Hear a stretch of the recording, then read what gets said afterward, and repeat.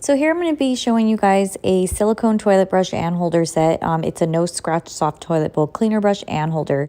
When you first take everything out, you will notice that you would have to put the brush together yourself, which is super easy. It's just as easy as twisting it on it, but you can see the brush right there. The bristle of this silicone toilet brush is made of soft, flexible, and dense TPR, and it's made to clean hard to reach rim of the toilet places and scrub the tough stains without scratching the glaze, with no hair tingling at all.